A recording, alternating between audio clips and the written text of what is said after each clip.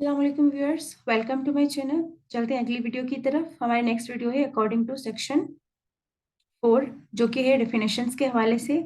हम इस कोशिश करेंगे इस सेक्शन को हम कंप्लीटली और थॉरोली स्टडी करें। इसके हम ओमिटेड और रिपील सेक्शन भी देखेंगे कि कौन कौन से हैं। ये जो रेड कलर में आ रहे हैं ये सब इसके ओमिटेड सेक्शंस हैं, यानी कि सबसेक्शंस हैं। अब हम आते हैं इसके सबसेक्शन 1 की तरफ। Advocate general, pleader and public prosecutor, इन तीनों को हम इंशाल्लाह स्टडी करेंगे एक साथ और इनके बीच का डिफरेंस भी मालूम करेंगे। देन अब जब आप बेलेबल और नॉन बेलेबल ऑफेंस पढ़ेंगे उसके साथ हम कॉग्निजेबल और नॉन कॉग्निजेबल ऑफेंस भी स्टडी करेंगे। इसके बाद हम कंप्लेंट, इंक्वायरी और इन्वेस्टिगेशन एक साथ पढ़ेंगे और इनका डिफरेंस मालूम करेंगे कि क्या है। देन हम पढ़ेंगे हाई कोर्ट, और जब हम आईओ पढ़ेंगे उसके साथ हम प्लेस और पुलिस स्टेशन को भी साथ साथ स्टडी करेंगे। अच्छा, जब हम मैजिस्ट्रेट पढ़ेंगे एमए तो उसके अंदर हम जुडिशियल प्रोसीडिंग्स भी स्टडी करेंगे, और जब हम ऑफेंस पढ़ेंगे तो उसके साथ हम चार्ज पढ़ेंगे कि ऑफेंस जो है उसको चार्ज किस तरह किया जाता है।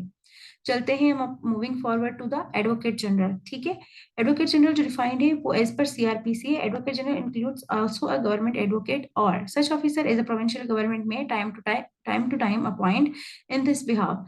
ऐसा ऑफिसर जो कि एक गवर्नमेंट एडवोकेट हो या जो provincial government time to time in this behalf appoint करती है उसको हम एडवोकेट जनरल कहते हैं। ये तो हो गई सीआरपीसी की डेफिनेशन। लेकिन जो एडवोकेट जनरल है वो एक कॉन्स्टिट्यूशनल पोजीशन है जो कि प्रोवाइडेड है under article 140 of constitution of Pakistan. और ये जो अपॉइंटमेंट होती है ये होती है on the nomination of chief minister of province और appointed by the governor of province. Advocate general जो है वो एक सूबाई सतह पे, एक सूबाई लेवल पे, प्रोविंशियल लेवल पे एक सबसे बड़ा चीफ लीगल ऑफिसर या लीगल एडवाइजर होता है प्रोविंस के लिए, जो कि all the legal matters concerning the provincial government और जितने भी उससे रेलिवेंट मैटर्स में अपियरिंग होती है डिफरेंट कोर्ट्स में प्रोविंशियल लेवल पे, उनमें वो अपियर होता है। और all the functions which are provided by the provincial government वो सारे वो फुलफिल करता है। अच्छा, हम बढ़ते हैं प्लीडर की तरफ, जो कि डिफाइंड है अंडर सेक्शन 4 सबसेक्शन आर में। Who acts in the court proceedings, advocate, वकील, अटर्नी ऑफ हाई कोर्ट और जितने भी हमारे पास प्लीडर्स हैं वो सब इस कैटेगरी में फॉल करते हैं। मूविंग फॉरवर्ड हम आते हैं पब्लिक प्रोसिक्यूटर। पब्लिक प्रोसिक्यूटर भी एक गवर्नमेंट पोजीशन है जो कि प्रोवाइडेड है सेक्शन 4 सब सेक्शन टी के अंदर। वो ही पब्लिक प्रोसिक्यूटर्स होते हैं जो कि अपॉइंटेड होते हैं according to section 492 of CrPC. और वो पर्सन्स जो कि उनकी डायरेक्शंस पे काम करते हैं या वो पर्सन्स जो कि स्टेट के बिहाफ पे प्रोसिक्यूशन कंडक्ट करते हैं उनको हम कहते हैं पब्लिक प्रोसिक्यूटर। अब बढ़ते हैं अपने अगली डेफिनेशन की तरफ, जो कि है बेलेबल ऑफेंसेस के लिए। एज पर सीआरपीसी जो डेफिनेशन है वो है which are shown bailable under second schedule column number 5 of CrPC. अब पढ़ते हैं कि बेलेबल ऑफेंसेस कौन से होते हैं। बेलेबल ऑफेंसेस वो होते हैं जो कि डिफाइंड है under section 496 CrPC, where bail may be granted as a matter of right. अब कौन से ऑफेंसेस में बेल मिलती है as a matter of right? Generally जिनकी पनिशमेंट लेस देन 3 years होती है, जस्ट एज थेफ्ट या एक्सटॉर्शन, पीपीसी में प्रोवाइडेड है। मैंने सिर्फ और सिर्फ इनके जो यहाँ पे मेंशन किए हैं व्यूअर्स, वो पनिशमेंट के सेक्शन किए हैं। इसके बाद हम चलते हैं non bailable offence. Non bailable offence कौन से होते हैं? Means any other offence. ये है एज पर सीआरपीसी की डेफिनेशन। चलते हैं आगे की डेफिनेशन की तरफ।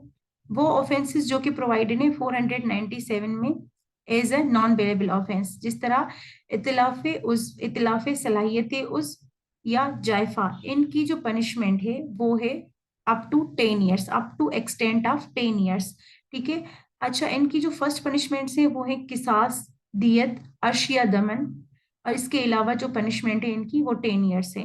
और इसमें पुलिस अरेस्ट करती है विदाउट वारंट।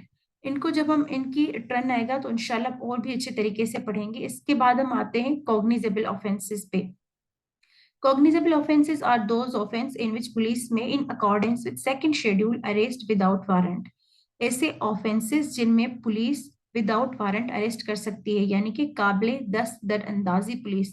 दस्त जो वर्ड है वो है एक पर्शियन लैंग्वेज का वर्ड जिसका मतलब होता है हाथ, यानी कि जिसमें police without warrant of magistrate हाथ डाल सकती है। ऐसे ऑफेंसेस को हम कहते हैं कॉग्निजेबल ऑफेंस, ठीक है, जिनका एग्जाम्पल मैं आपको बता देती हूँ कि सेक्शन 454 में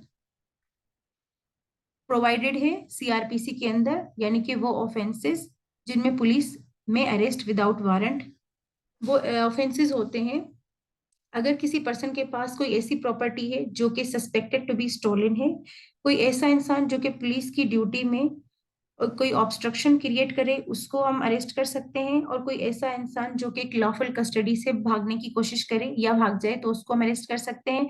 प्रोक्लेम्ड ऑफेंडर को अरेस्ट कर सकते हैं विदाउट वारंट, ठीक है। इसके बाद हमारे पास कुछ ऑफेंसेस आ जाते हैं जो कि अंडर पीपीसी आते हैं, जैसे कि कत्ले अम्द है, इसके बाद है इकराह ताम या इकराह नाकिस, इसके बाद है कत्ले शबीह अम्द और कत्ले खता 319। मैंने इन सब सेक्शंस के जस्ट वो सेक्शन यहाँ पे मेंशन किए हैं जिनमें पनिशमेंट प्रोवाइडेड है। होपफुली कि आपको मेरी ये वीडियो समझ भी आई होगी और पसंद भी आई होगी। इंशाल्लाह मिलते हैं नेक्स्ट वीडियो में, तब तक के लिए अल्लाह हाफिज।